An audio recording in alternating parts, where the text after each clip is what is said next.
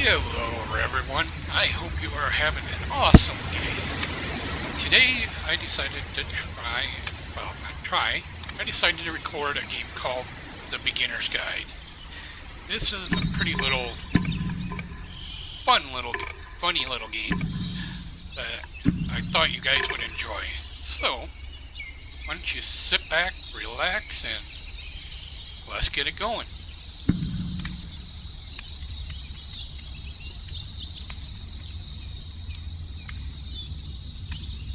Yep, audio's on. Controls or WASD, yep.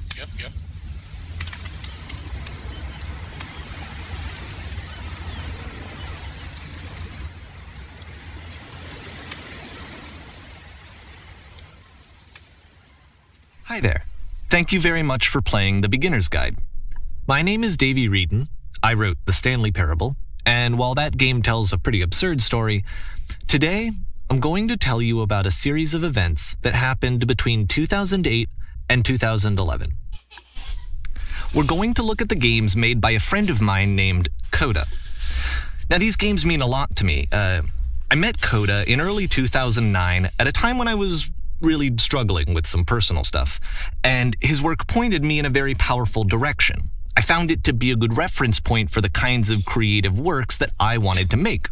So just to start you off, this is, I think, the first game he ever made. It's a level for Counter-Strike. You can walk around here, by the way. And mostly it's just Coda learning the basics of building a 3D environment. But what I like is that even though he starts from the simple aesthetic of a desert town, he then scatters these colorful abstract blobs and impossible floating crates around the level. And of course, it destroys the illusion that this actually is a desert town, and instead this level becomes a kind of calling card from its creator. It's like a reminder that this video game was constructed by a real person. And it kind of makes you wonder, what was going through his head as he was building this? This is what I like about all of Coda's games. I mean, not that they're all fascinating as games, but that they are all going to give us access to their creator. I want us to see past the games themselves. I want to get to know who this human being really is. And that's exactly what we're going to do here. So, it's 2008, Coda starts making these games, and he never releases any of them. He doesn't put them onto the internet, he just makes them and then immediately abandons them, and they sit on his computer forever. And I think he really understood this image of himself as a recluse. At one point, he jokingly renamed his computer's recycling bin to Important Games Folder. So, this was just how he worked. He tended to crank them out one after the other without even really pausing to try to understand what he had just made, until suddenly one day, he just stopped. In 2011, that was it. He made his last game, and then he hasn't made another one since.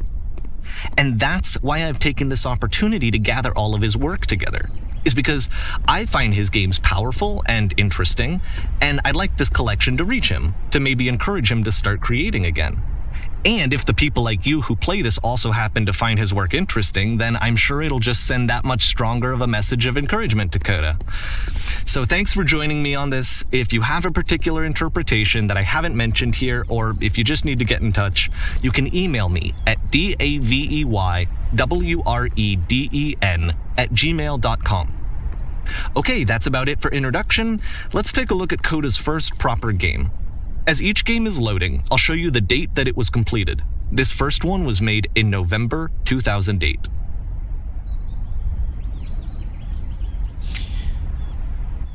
Yeah,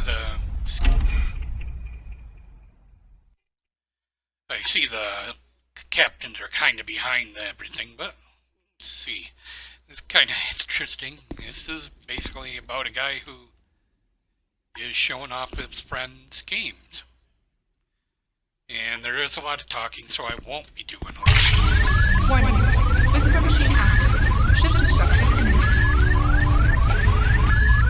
This game is called Escape from Whisper, and it's one of the more generic games you'll see from Coda.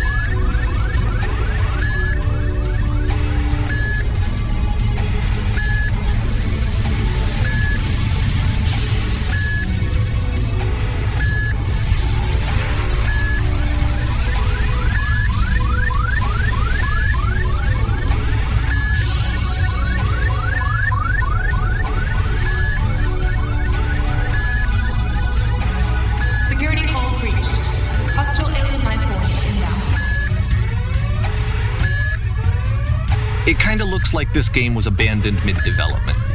For instance, you have this gun, which you'd think would indicate that there are supposed to be monsters or enemies somewhere, but then clearly there are no enemies anywhere. You can't even reload the gun when you run out of bullets. But ultimately we don't really know. Maybe Coda thought that actually it was complete the way that it is. And I think that we should talk about his games for what they are, rather than for what they're not. Enemy force neutralized. Begin ship evacuation. I love how you can see the bottom of the universe from this room. Wow, that's pretty. Hey.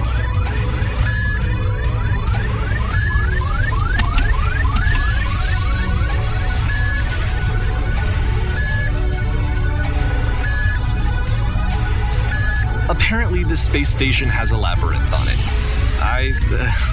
Sure, I don't know. There's really no reason for it that I've ever been able to discern, so in the interest of time, I'm just gonna skip you on past it. Okay, this is the part that's interesting. The game has this narrative about the whisper machine and how it has to be turned off, and then you get to the engine room. Hey, you there, in the engine room. You could save us all. That beam is powering a whisper machine. We could disrupt it by introducing a great enough heat signature. If your body could stop the beam. It's so much to ask, but for all of our lives, would you do it? Could you give yourself?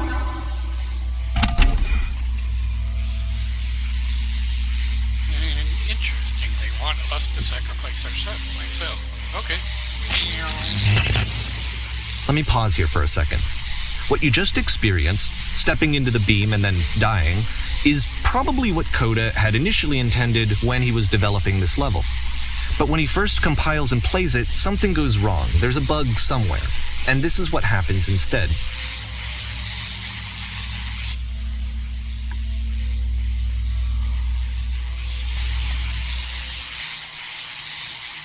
Whoa. Wow, look at that. That's pretty. Yeah. The beam causes you to start floating. And this is an important moment for him. Because yes, this is technically a glitch, but Coda identifies something human about it, like how small it makes you feel in the face of this larger chaotic system. Or this floating could be the afterlife, a peaceful place, juxtaposed against all of the hysteria that you've just had to traverse. I don't even know. I have no idea what he was thinking, but what's clear is that after making this, something lodges itself in his brain. He wants to do more of these really weird and experimental designs. So he stops work on this and moves on to a stream of tiny little games that go in all sorts of directions. Let's go ahead and take a look at the first game he made after leaving this one behind.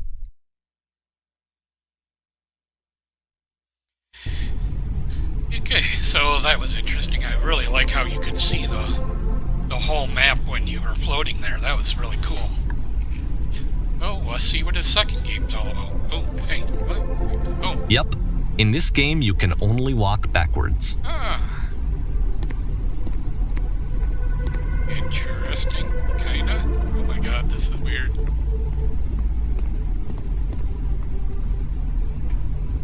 So it's a short and relatively minimalist experiment combining motion and narrative. It is less advanced than the previous game, but actually it seems to be more focused, more complete.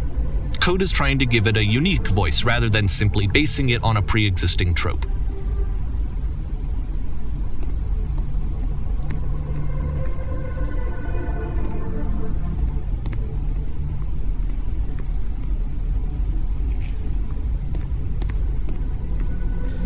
Okay, that's really weird.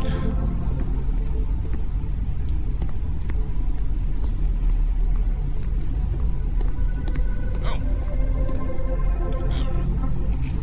She stops and looks, it becomes clear. What if the future is always behind her? How will she find the strength to confront it? It's a short little thought, it says what it wants to say, and then it ends. Didn't need anything more than that. Which to me is why it works, because it gets out quick. Okay. Next one. Interesting.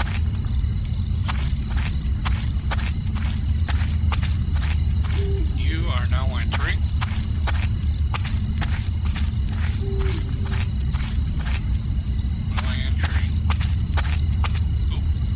And that's it. Okay, the meaning of this game won't be clear just yet. Please be patient with me for a few more games, and I promise you'll see what makes it interesting. Okay. Let's see what makes it interesting. Oftentimes, Coda would put bizarre titles like this one at the start of his games. I wish I'd known him at the time that he was making these early games. He would really only talk to me about his work as he was making it. Once he stopped work on a game, that was it. It was dead to him. And I don't agree with that at all, but what are you gonna do? I know it's tempting, but there's actually nothing over here. Sorry.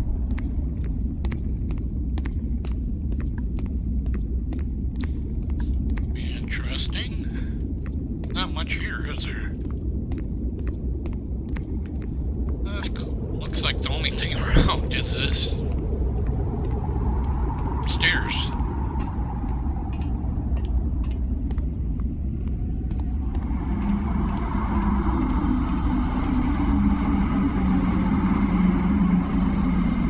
Okay, what's going on? Once you've been slowed to an absolute crawl, the door at the top of the stairs opens. So why, if Coda's not showing these games to anyone, why bother opening the door at all?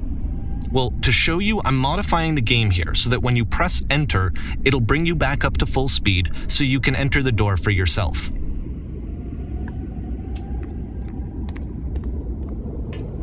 Okay, let's see.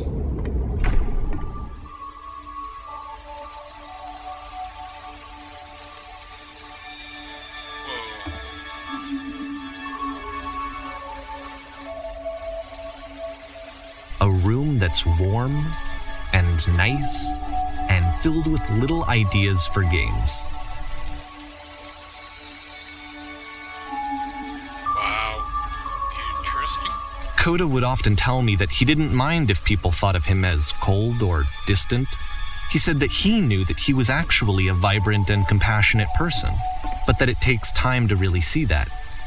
It can be a very slow climb to get there.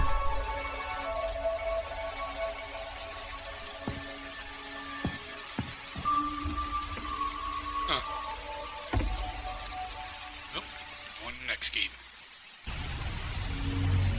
Ready, set, fish. Interesting.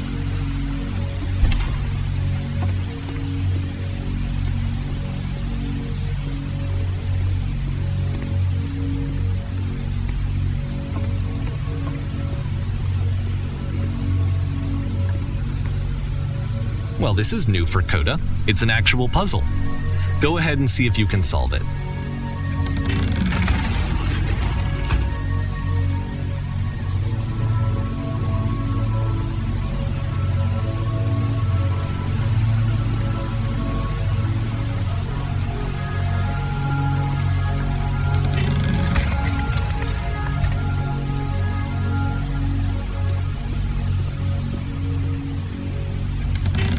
Don't forget that solution, because we're going to see this puzzle again soon.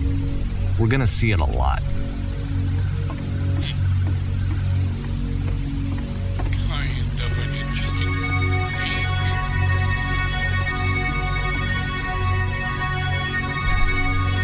So that seems to be it, right?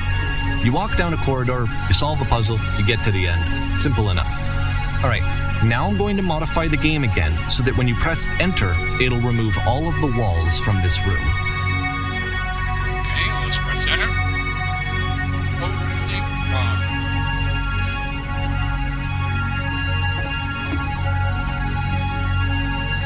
How about that? There was more to it than we had any way of knowing. I actually find it funny that this game comes after the stairs game, since they essentially convey the opposite idea. So, in the stairs game, a dull exterior concealed a rich interior. And then, in this level, a dull interior hides this fantastic outer world. Either way, I think that the point is the same, is that most of the time you don't get to know what you're missing, or even that you're missing anything. That's not your role as a player. So if your role here is not to understand, then what is it? To play. Back to the path. You are now exiting. Aha! So, this, combined with the entering game from earlier, tells us that Coda believes his games are connected somehow. It could even be that the stairs game and the puzzle game are literally connected in between this and the entering game. There's a bigger picture that all of his games are meant to play a role in, some larger meaning that we won't be able to grasp until we've seen all of them. And once we have, we can step back and start to understand what exactly that bigger picture is.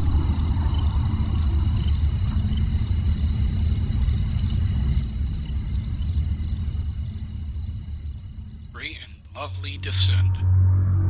I'm gonna do this one, and then I'm gonna turn off the video and we'll go on to Let's talk about video game development for a second. Every video game runs on what's called an engine, which determines what the game can and cannot do. So in other words, the engine is a set of tools for game development. To make all of these games, Coda is using an engine called Source. Like all engines, Source has certain things that it does well, and it has certain things that it does poorly. One of the things that it does very well is boxy linear corridors. That's why so many of Coda's games are set in these large, flat, empty rooms, is just because he's working with what the engine does well.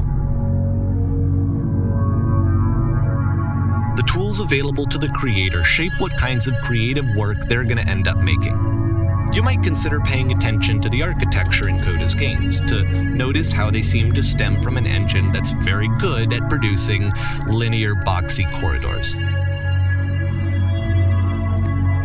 Yep, that's for sure. Uh-oh. Whoa. Ow. Well, that was a long fall.